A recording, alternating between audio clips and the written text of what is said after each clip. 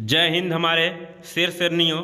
आपको बीच हम फिजिक्स को सब्जेक्टिव के रूप में लेकर आए हैं। आप सभी के लिए बहुत फ़ायदेमंद होगा।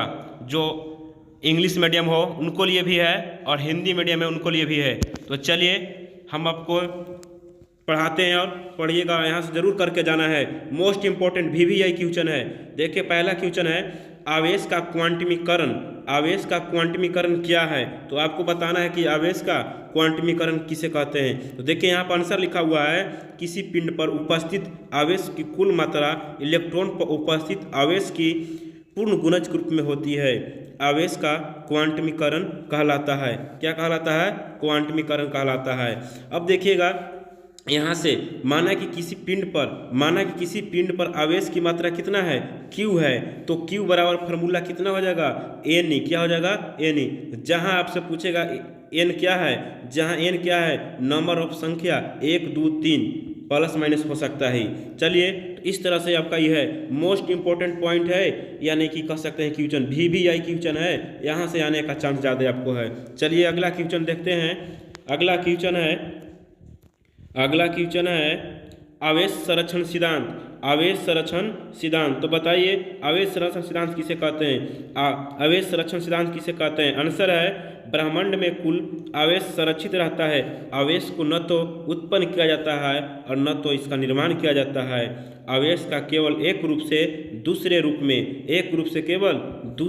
में क्या किया जाता है? बताइए। एक रूप से दूसरे रूप में रूपांतरित किया जाता है। आवेश संरक्षण सिद्धांत कहलाता है। आवेश संरक्षण सिद्धांत कहलाता है। चलिए इसको याद कर लेना। इसके लिए हम एग्जाम्पल बताए थे कि जैसे में बताए थे कि यूरेनियम कितना होता है? 234 होता है। उसको में अगर हम क्या करते हैं कि अल्फा कण एक निकालते हैं, अल्फा कण यहाँ से निकालेंगे, एक अल्फा कण निकालेंगे तो परमाणु संख्या में बताइए कितना कमी होता है? 2 के, और द्रव्यमान संख्या में 4 के कमी होता है। ये भी ध्यान में रखना है। चलिए आइए अगला क्वेश्चन देखते हैं। अगला क्वेश्चन बताना है विद्युत क्षेत्र की तीव्रता। मोस्ट इंपॉर्टेंट पॉइंट है, यानी कह सकते हैं मोस्ट इंपॉर्टेंट क्वेश्चन है। इसको पर लगा दे रहे हैं हम VVI। आपको देखने के लिए एग्जाम में मिल भी सकता है। देखना है विद्युत क्षेत्र की तीव्रता। विद्युत क्षेत्र के किसी बिंदु पर रखे गए एकांक धन आवेश पर जो बल लगता है उस बल को नाम क्या है? विद्युत क्षेत्र की तीव्रता। विद्युत क्षेत्र किसी बिंदु पर रखे एकांक धन आवेश पर जो बल लगता है उस बल को विद्युत क्षेत्र की तीव्रता कहते हैं। यानी कि इसके लिए हम बताए थे कि क्या होता है विद्युत क्षेत्र की तीव्रता कैसा राशि है? सदिश राशि है। E वेक्टर बराबर क्या होता है? F वेक्टर बटा Q नोट होता है। यह एक सदिश राशि है तो इसका फार्मूला आ गया E बराबर F बटा Q नोट। बताइए यहाँ पर देखिए लिखल है कि विद्युत क्षेत्र की तीव्रता सदिश राशि है। विद्युत क्षेत्र की तीव्रता का SI मात्रक न्यूटन प्रति कूलम होता है। आगे देखना है इसका बीमा। मोस्ट इंपोर्टेंट पॉइंट है बीमा। इसका बीमा होता है mL/-3 A⁻⁻1 होता है। मोस्ट इंपोर्टेंट इसका पॉइंट है। यहाँ पर इसको हम घेर दिए हैं। VVI है, बीमा आ सकता है। चलिए आगे इसको देखते हैं। अगला क्वेश्चन बताना है। देखिए अगला क्वेश्चन है विद्युतीय द्विध्रुव का आघूर्ण। देखिएगा विद्युतीय द्विध्रुव का आघूर्ण कहता है आवेश के परिमाण और उन दोनों आवेशों के बीच के दूरी के गुणनफल को विद्युत द्विध्रुव कहते हैं। विद्युतीय द्विध्रुव किसे कहते हैं? परिभाषा सुनो। आवेश के परिमाण और उसके मध्य बीच के दूरी के गुणनफल को विद्युतीय आघूर्ण कहते हैं। बताइए इसे किसके द्वारा सूचित किया जाता है? P वेक्टर द्वारा। कैसा राशि हो जाएगा? सदिश राशि हो जाएगा। कैसा राशि हो जाएगा? सदिश राशि हो जाएगा। यह कैसा राशि है? सदिश राशि है। इसके लिए फार्मूला वेक्टर P बराबर क्या होता है? Q इंटू 2L होता है। ये सब आपको आने वाला है एग्जाम में। यानी कि देखिए यहाँ पर लिखा है विद्युतीय द्विध्रुव आघूर्ण एक सदिश राशि है। विद्युतीय द्विध्रुव का SI मात्रक क्या होता है? कूलम गुने मीटर होता है। चलिए अगला क्वेश्चन देखते हैं। अगला क्वेश्चन विद्युत फ्लक्स किसे कहते हैं? ये भी लगा लो, VVI क्वेश्चन है। मोस्ट इंपोर्टेंट पॉइंट VVI है, इसको भी आपको रट जाना है। देखिए विद्युत क्षेत्र में रखे किसी सतह से गुजरने वाली कुल विद्युत फ्लक्स रेखाएं की संख्या विद्युत फ्लक्स कहलाता है। देखिए यहाँ पर आपको चित्र में भी दिखाया गया, यहाँ पर देखिएगा विद्युतीय क्षेत्र में रखा गया है। यहाँ से क्या हो रहा है कि देखिएगा यहाँ से एक विद्युतीय क्षेत्र है, यानी कि इसका एरिया वेक्टर एरिया है, यहाँ विद्युत क्षेत्र है, इसके बीच बना एंगल थीटा है। तो यहाँ से निकलने वाली विद्युत बल रेखाएं संख्या की माप को हम विद्युत फ्लक्स कहते हैं। क्या कहते हैं? विद्युत फ्लक्स कहते हैं। आइए आगे चलते हैं, इसको देखते हैं, इसको बारे में और क्या क्या दिया हुआ है। चलिए तो आगे देखते हैं इसको कैसा राशि है। सब देखिएगा, इसको लिए फार्मूला बताए थे फाई बराबर, इसके लिए फार्मूला होता है, इसके लिए फार्मूला देखना है, फार्मूला होता है फाई बराबर ई इंटू ए होता है। और यहाँ के लिए थीटा एंगल के लिए पूछेगा तो E A D A cos theta होता है, E D A cos theta होता है। तो देखिएगा विद्युत फ्लक्स कैसा राशि हो जाएगा? अदिश राशि हो जाएगा। विद्युत फ्लक्स का ए सही मात्रक न्यूटन मीटर स्क्वायर प्रति कूलम होता है, न्यूटन मीटर स्क्वायर प्रति कूलम होता है। विद्युत फ्लक्स की बीमा लगा लो, ऑब्जेक्टिव यहाँ से आएगा वीवीआई के रूप में। विद्युत फ्लक्स का बीमा होता है एम एल क्यू टी के पावर -3 आई के power -1, M L Q T के पावर -3 आई के पावर -1 होता है। चलिए आगे क्वेश्चन देखते हैं क्या है। तो बताइए समविभव पृष्ठ बताइए किसे कहते हैं? समविभव पृष्ठ किसे कहते हैं बताना है। बताइए समविभव पृष्ठ किसे कहते हैं। क्वेश्चन नंबर 6 से आने की संभावना ज़्यादा यहाँ प्रबल बनता है। वीवीआई बताइए समविभव पृष्ठ क्या है? यानी कि वैसे पृष्ठ जिसके प्रत्येक बिंदु पर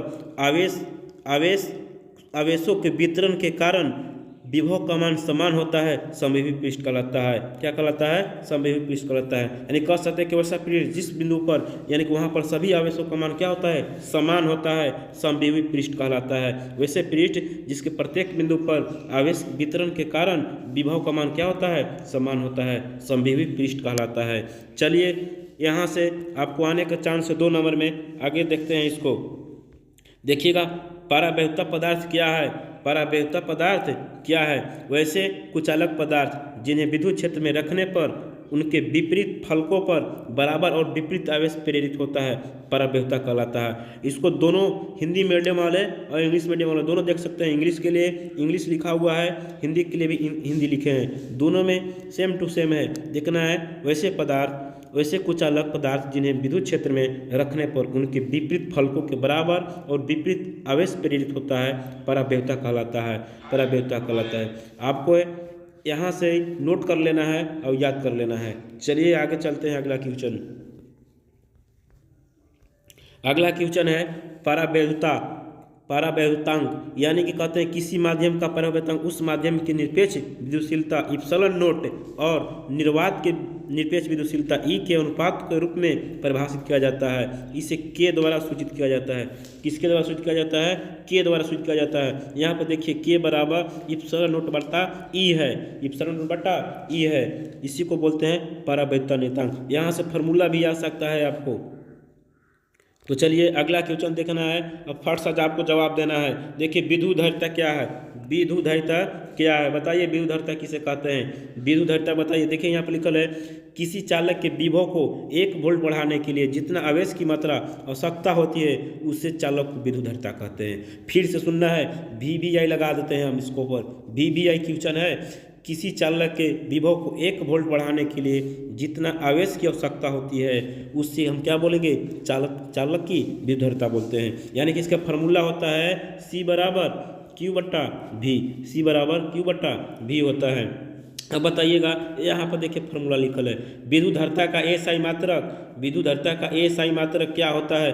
कूलम प्रति वोल्ट होता है। देखिए आवेश है, आवेश के मात्रक हो जाएगा कूलम, विभव के मात्रक वोल्ट, तो कूलम प्रति क्या हो गया? वोल्ट हो जाएगा इसका SI मात्रक। आगे देखना है इसका विद्युतधारिता का बीमा। इसका बीमा पूछता है, इसका बीमा है m के पावर -1 t के पावर -2 t के पावर 4 a के पावर 2 इसका बीमा है। चलिए इसको याद कर लेना है। चलिए अगला क्वेश्चन बताइए आप लोग, फैराडे किसे कहते हैं? यानी कि 1 फैराडे किसे कहते हैं? बताइए 1 फैराडे किसे कहते हैं? किसी चालक की धारिता को 1 फैराड तब कहा जाता है जब इसके विभव को 1 वोल्ट बढ़ाने के लिए 1 कूलम की आवश्यकता होता है। फिर से सुनो, किसी चालक की धारिता को 1 फैराड तब कहा जाता है जब इसके विभव को 1 वोल्ट बढ़ाने के लिए 1 कूलम आवेश की आवश्यकता होता है, उसी को हम 1 फैराड कहते हैं। यहाँ से देखना है C बराबर क्या होता है, Q/V फार्मूला होता है, C बराबर होता है Q/V होता है, Q/V। तो देखना है 1 कूलम बटा 1, तो क्या हो जाएगा, 1 आ जाएगा, यानी कि 1 कूलम आवेश की आवश्यकता होता है, उसी को हम बोलते हैं 1 फैराड बोलते हैं। अगला क्वेश्चन का जवाब दीजिए आप लोग।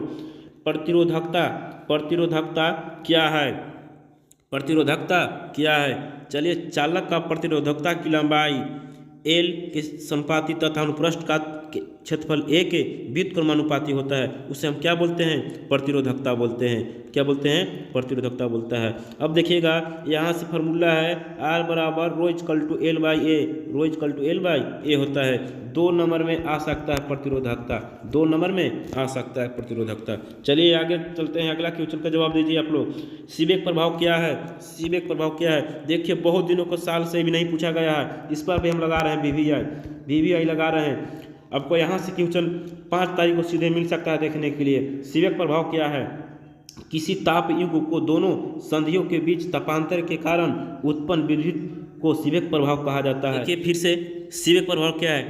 किसी ताप युग्म के दोनों संधियों के बीच के तापांतर के कारण विद्युत को सीबेक प्रभाव कहते हैं। क्या कहते हैं? सीबेक प्रभाव कहते हैं। ये भी 2 नंबर में पूछा जा सकता है। चलिए अगला क्वेश्चन देखते हैं। अगला क्वेश्चन है, पेलेटियर प्रभाव किसे कहते हैं? पेलेटियर प्रभाव किसे कहते हैं? देखना, पेलेटियर प्रभाव, यदि किसी ताप युग्म को संधियों के द्वारा संधियों की धारा प्रवाहित हो तो उस संधि पर या तो ऊष्मा अवशोषित होती है या ऊष्मा उत्पन्न होती है, इसे पेलेटियर प्रभाव कहते हैं। क्या कहते हैं? पेलेटियर प्रभाव कहते हैं। ये भी से यहाँ से 2 नंबर आता है। चलिए आगे क्वेश्चन देखते हैं। अगला क्वेश्चन है, किरचॉफ्स का प्रथम नियम, किरचॉफ्स का प्रथम नियम। चलिए किरचॉफ्स का प्रथम नियम देखते हैं। किरचॉफ्स का प्रथम नियम कहता है, इस नियम के अनुसार किसी बिंदु या संधि पर आने वाली धाराओं का बीजगणितीय योग जाने वाली धाराओं को बीजगणितीय योग के बराबर होती है। यानी कि देखिएगा, यहाँ से इस पॉइंट पर देखिए, यहाँ से इस जंक्शन है, इस जंक्शन पर I1 है, यहाँ से धारा आ रहा है, यहाँ से देखना है I2 धारा जा रहा है जंक्शन पर, यहाँ जंक्शन से I4 धारा बाहर निकल रहा है, यहाँ जंक्शन से I3 धारा कहाँ निकल रहा है, बाहर निकल रहा है, यहाँ से I4 धारा जंक्शन से कहाँ निकल रहा है, बाहर निकल रहा है। यानी कि जंक्शन पर आने वाली धाराओं का योग और जंक्शन से बाहर जाने वाली धाराओं का बीजगणितीय योग क्या होता है, 0 होता है। तो देखिएगा, जो आ रहा है ना I1 प्लस I2, यहाँ से जो जा रहा है तो उसको minus I1 minus I3 minus I4 minus I5 बराबर 0। क्या होता है? 0। यही क्या है? किरचॉफ्स का प्रथम नियम है। चलिए इसको कंप्लीट कर लेना है, 2 नंबर में आ सकता है। बताइए, किरचॉफ्स का प्रथम नियम आपको बताना है।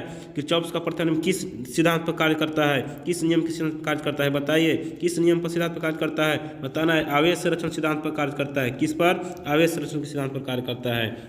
चलिए अगला क्वेश्चन जवाब दीजिए। किरचॉफ्स का द्वितीय नियम है, किरचॉफ्स का द्वितीयक नियम बताइए। किरचॉफ्स का द्वितीयक नियम किसे कहते हैं? देखिए, इस नियम के अनुसार किसी बंद परिपथ में प्रवाहित होने वाली धाराओं का प्रतिरोध का गुणनफल का योग तथा परिपथ में जुड़े विद्युत वाहक बल के योग के बराबर होता है। यानी कि इसमें जितना देखना, इसमें कहता है इस नियम के अनुसार किसी बंद परिपथ होना चाहिए और उसमें धाराओं का प्रतिरोध माने कि धारा और प्रतिरोध गुणनफल का योग परिपथ में जुड़े विद्युत वाहक बल के क्या होता है, बराबर होता है। तो देखिए, इसमें प्रतिरोध R1 है, R2 है और R3 है, इस तरह से प्रतिरोध लगा हुआ है। इसको मैं धारा I1 I2 और I3 के रूप में जा रहा है। देखिएगा, इसमें लगे प्रतिरोध का गुणनफल विद्युत धारा I1 R1 plus I2 R2, इसमें विद्युत वाहक बल लगा E1 और E2 के जो के क्या होता है, बराबर होता है। यहाँ से कॉमन ले लीजिए, कॉमन लीजिएगा ना, तो यहाँ से क्या हो जाएगा, I2 into R2 plus I1 plus क्या हो जाएगा, I2 R3, क्या हो जाएगा, R3 बराबर E2 हो जाएगा। इसी को हम बोलते हैं किरचॉफ्स का द्वितीय नियम। चलिए आगे चलते हैं। देखिए, फ्लेमिंग के बाएं हाथ का नियम, फ्लेमिंग के बाएं हाथ का नियम, फ्लेमिंग के बाएं हाथ क्या है, नियम है। बताइए इसके लिए क्या हो जाएगा परिभाषा, देखना है। फ्लेमिंग के बाएं हाथ का क्या है, नियम है। चलिए बताइए, इसका कहता है कि इस नियम के अनुसार अपने बाएं हाथ की अंगुलियों को इस प्रकार फैलाएं कि तर्जनी, अंगूठा और मध्यमा तीनों एक दूसरे के लंबवत हो तो अंगूठा चुंबकीय बल की दिशा को, तर्जनी चुंबकीय क्षेत्र की दिशा को तथा मध्यमा चुंबकीय धारा की दिशा को बताता है। उसी को हम फ्लेमिंग क्या बोलते हैं? बाएं हाथ का नियम बोलते हैं, बाएं हाथ का नियम बोलते हैं। 2 नंबर में आ सकता है। चलिए आगे इसको देखते हैं क्या है। आगे है लॉरेंज बल। लॉरेंज बल आ सकता है 2 नंबर में। VBI हम लगा दिए, VBI है, इसको रट जाना है। जब कोई आवेशित कण ऐसे क्षेत्र में गति करता है जहां पर विद्युत क्षेत्र और चुंबकीय क्षेत्र दोनों उपस्थित हो तो आवेशित कण पर क्रियाशील कुल बल लॉरेंज फोर्स कहलाता है। देखिएगा किसी स्थान पर विद्युत क्षेत्र एवं चुंबकीय क्षेत्र दोनों है तो उसमें कोई आवेशित कण क्या होता है, उस पर फोर्स लगाता है, उस फोर्स का नाम पड़ा है लॉरेंज बल। क्या पड़ा है? लॉरेंज बल, जो F बराबर होता है, F बराबर Q into V into B होता है। इसीलिए इसको थीटा एंगल के लिए आता है formula QVB sine theta, QVB क्या होता है? साइन थीटा होता है फार्मूला। चलिए आगे अगला क्वेश्चन देखते हैं। ये शंट क्या है बताना है। शंट क्या है? शंट का लाभ एवं हानि को लिखें। शंट है जब धारामापी के साथ समांतर क्रम में निम्न प्रतिरोध को जोड़ा जाता है, निम्न प्रतिरोध को जोड़ा जाता है उसे शंट कहते हैं। शंट का लाभ क्या है? शंट लगाकर किसी भी धारामापी को एमीटर को बढ़ाया जा सकता है। शंट धारामापी की कुंडली को जलने से बचाता है। इसका हानि क्या है? हानि है कि शंट का प्रयोग से धारामापी सुग्रहिता कम हो जाती है। क्या हो जाती है? कम हो जाती है। शंट भी याद रखना है। शंट किसे कहते हैं? समांतर क्रम में जोड़ा गया निम्न प्रतिरोध होता है उसी को हम क्या बोलते हैं? शंट बोलते हैं। आगे चलिएगा, आगे है साइलेक्ट्रॉन की सीमाएं तथा उपयोग को लिखें। साइलेक्ट्रॉन की सीमाएं तथा उपयोग को लिखें। साइलेक्ट्रॉन द्वारा आवेशित कण को त्वरित नहीं किया जा सकता है। साइलेक्ट्रॉन द्वारा इलेक्ट्रॉन को कणों को त्वरित नहीं किया जा सकता है। अगला है उपयोग। उपयोग इसका है साइलेक्ट्रॉन का उपयोग धनावेशित कणों को त्वरित करने के लिए किया जाता है। साइलेक्ट्रॉन का उपयोग ठोस आयन को मिलाकर उसकी गुणवत्ता बढ़ाने के लिए किया जाता है। चलिए इसको भी याद रखना है आप लोगों के। चलिए अगला क्वेश्चन देखते हैं। धारामापी की सुग्रहिता। धारामापी की सुग्रहिता देखिएगा किसे कहते हैं? धारामापी की सुग्रहिता, किसी धारामापी को सुग्रहिता तब कहा जाता है जब परिपथ में एकांक धारा प्रवाहित करने पर उसमें उत्पन्न विक्षेपण को धारामापी सुग्रहिता कहते हैं। क्या कहता है? धारामापी का सुग्रहिता कहते हैं। किसी धारामापी को सुग्रहिता तब कहा जाता है जब परिपथ में एकांक धारा प्रवाहित करने पर उसमें उत्पन्न विक्षेपण को धारामापी की सुग्रहिता कहते हैं। आ सकता है 2 नंबर में, इसको रट जाना है। चलिए आगे देखते हैं।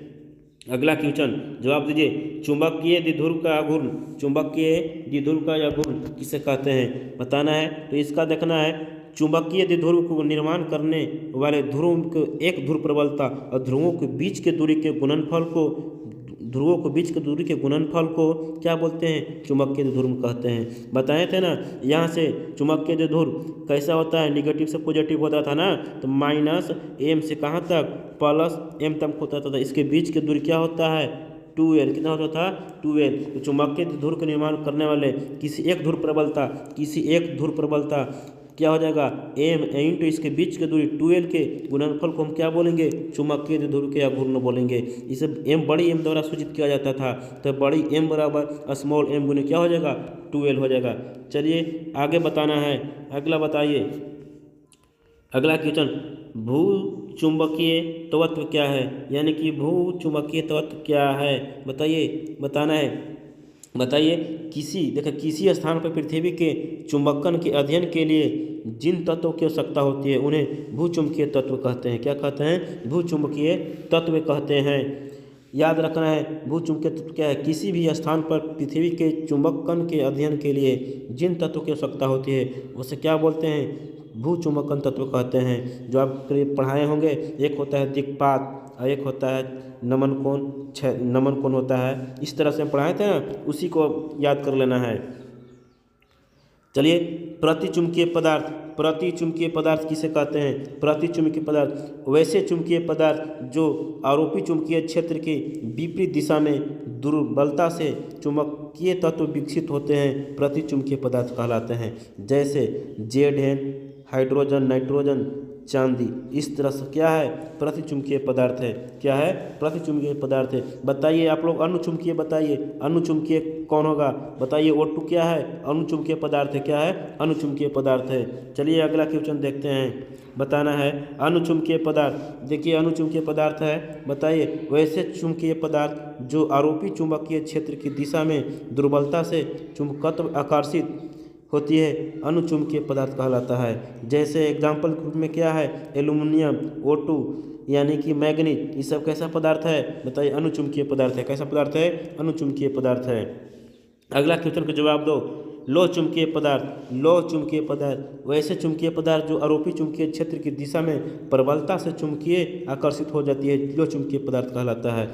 वैसे चुंबकीय पदार्थ जो आरोपी चुंबकीय क्षेत्र की दिशा के प्रबलता से चुंबकत्व की आकर्षित होती है, चुंबकीय पदार्थ कहलाता है। जैसे FeCO यानी कि लोहा निकेल कोबाल्ट बताए थे ना, FeNiCO लोहा निकेल कोबाल्ट, ये सब कैसा पदार्थ है, लोह चुंबकीय पदार्थ है। कैसा पदार्थ है, लोह चुंबकीय पदार्थ है। चलिए अगला क्वेश्चन बताओ, अगला क्वेश्चन बताना है। अब चलिए आज इतना ही रहेगा, आगे हम आपको वीडियो देंगे, उसी तरह से आपको यहाँ पढ़ते रहना है, इसको याद करके जाना है।